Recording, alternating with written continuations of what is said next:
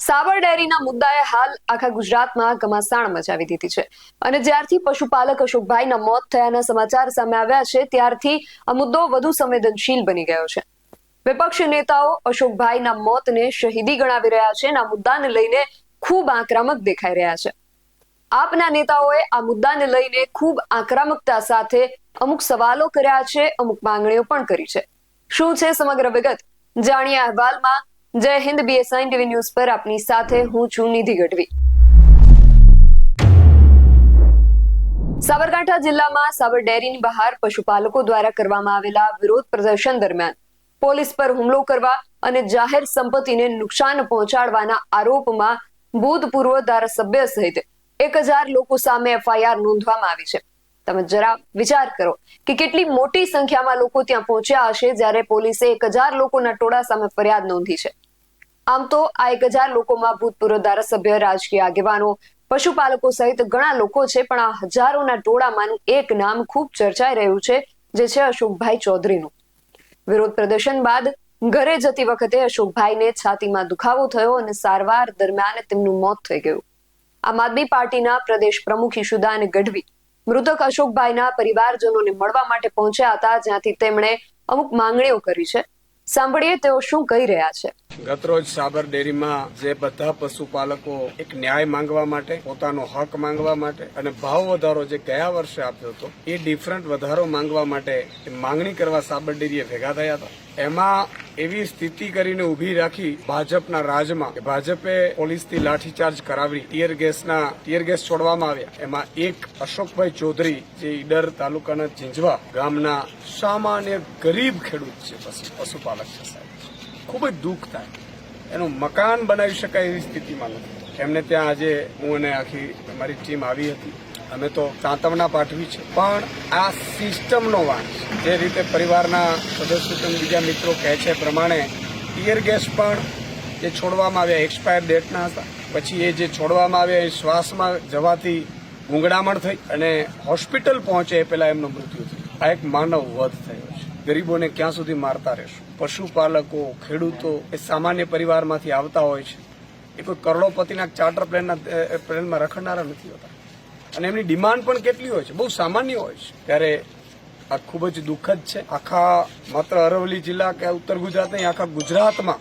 ખેડૂતો અને પશુપાલકોમાં અત્યારે રોષ છે। હું સરકાર પાસે પણ માંગણી કરું છું કે આમના પરિવારને, કારણ કે બહુ જ સામાન્ય પરિવાર છે અને 42-43 વર્ષની ઉંમર હતી, કમાવાની ઉંમર હતી, એ બે છેડા ભેગા કરવા માટે અહીંયા ને મુંબઈ એવી રીતે ભાઈ અશોકભાઈ કરીને ગુજરાન ચલાવતા, એમને 1 કરોડ રૂપિયા સરકાર સહાય આપે અને 1 કરોડ રૂપિયા ડેરી સહાય આપે એવી અમારી માંગ છે। અને આજે મેં એમને પણ કહ્યું છે કે અમારા તરફથી ખેડૂત માલધારીના દીકરા તરીકે, પાર્ટી તો આમ આદમી પાર્ટી છે જ, ખેડૂત માળું માલધારી અને પશુપાલકનો દીકરો હોવાના નાતે હું કહું છું કે લીગલ પોઈન્ટ ઓફ વ્યૂ પણ, કારણ કે સામી FIR પોલીસ આમની ઉપર કરી છે બધા ઉપર। ખરેખર તો હત્યાના ગુનેગાર તો અધિકારીઓ છે, નેતાઓ છે, એમની ઉપર પણ FIR કરવાની હોય, લીગલ પોઈન્ટ ઓફ વ્યૂ જે જરૂર પડે અમે સુપ્રીમ કોર્ટ સુધી પણ અમે એમને કહ્યું છે કે તમારી જરૂર પડે તો અમને કહેજો।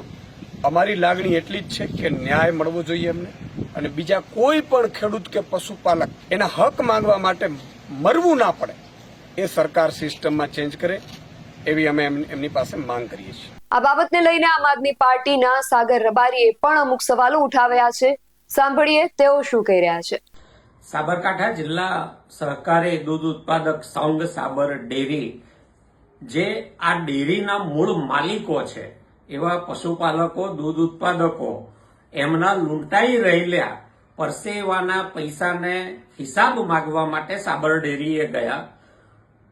ભ્રષ્ટાચારી ભાજપના નેતાઓને બચાવવા માટે પોલીસે હાથો બનીને આ ખેડૂતો પર નિર્મમ લાઠીચાર્જ કર્યો, ટીયર ગેસના સેલ છોડ્યા। હમણાં મળતા સમાચારો પ્રમાણે ઈડર તાલુકાના ઝીંઝવા ગામના અશોકભાઈ ચૌધરી નામના ખેડૂત શહીદ થયા છે આ લાઠીચાર્જ, ટીયર ગેસ અને એ આખી સમગ્ર ઘટના દરમિયાન એમને જે ઈજાઓ થઈ એને કારણે। અશોકભાઈ ચૌધરીની આ શહીદી એળે નહીં જાય। આમ આદમી પાર્ટી ગુજરાત આ પશુપાલકો, દૂધ ઉત્પાદકોના સમર્થનમાં સાબરકાંઠા જિલ્લા, અરવલ્લી જિલ્લાના તમામ આ પશુપાલક, દૂધ ઉત્પાદકોના પ્રત્યે સહાનુભૂતિ રાખતા નાગરિકોને સાથે લઈને, તમામ લોકોને સાથે લઈને, એમાં ધાર્મિક આગેવાનોને પણ આમંત્રણ આપીશું, રાજકીય આગેવાનોને આમંત્રણ આપીશું, સામાજિક આગેવાનોને આમંત્રણ આપીશું. આ બધાને સાથે રાખીને આમ આદમી પાર્ટી ગુજરાત હવે સાબર ડેરીના પશુપાલકો, દૂધ ઉત્પાદકોના સમર્થનમાં રોડ ઉપર આવશે. અમારી વિનંતી છે કે ગૃહમંત્રી, મુખ્યમંત્રી પોતાની સૂઈ ગયેલી સંવેદનાને જગાડે, ઢંઢોળે અને એમનામાં શરમ અને સંવેદનાનો છાંટો હોય તો આ જવાબદાર અધિકારીઓને તાત્કાલિક સસ્પેન્ડ કરે, આની સ્વતંત્ર ન્યાયિક તપાસ થાય અને એ પરિવારને કમસે કમ 10 લાખ રૂપિયાના વળતરની તાત્કાલિક જાહેરાત કરે અને જવાબદાર અધિકારીઓને સજા થાય એની કાળજી કરે. જો આમાં ભાજપના ટોપના નેતાઓ નથી સંડોવાયેલા, કમલમનો આ ભ્રષ્ટાચારમાં ભાગ નથી, તો આ અધિકારીઓ તાત્કાલિક સસ્પેન્ડ થવા જોઈએ, એમની સામે કાનૂની કાર્યવાહી થવી જોઈએ. જો 3 દિવસમાં સરકાર આવી કોઈ જાહેરાત નથી કરતી તો આમ આદમી પાર્ટી રોડ પર ઉતરશે, અહિંસક સંઘર્ષ કરશે. પશુપાલકોનું, દૂધ ઉત્પાદકોનો લૂંટાયેલો પરસેવાનો પૈસો જ્યાં સુધી એમના ખાતામાં જમા નહીં થાય ત્યાં સુધી અમે જપીને બેસવાના નથી.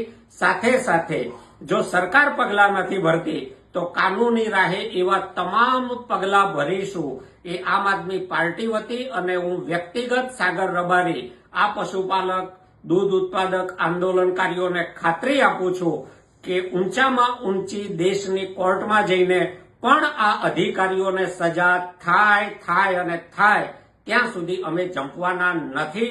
આ હાથો બનતા અધિકારીઓ કાન ખોલીને સાંભળી લે, હવે એમની વર્દી કોઈના હાથા બનવામાં સલામત નહીં રહેવા દઈએ. જરૂર પડે તમારા પરિવારના પેટ પર પાટું મારતા અમે અચકાવાના નથી.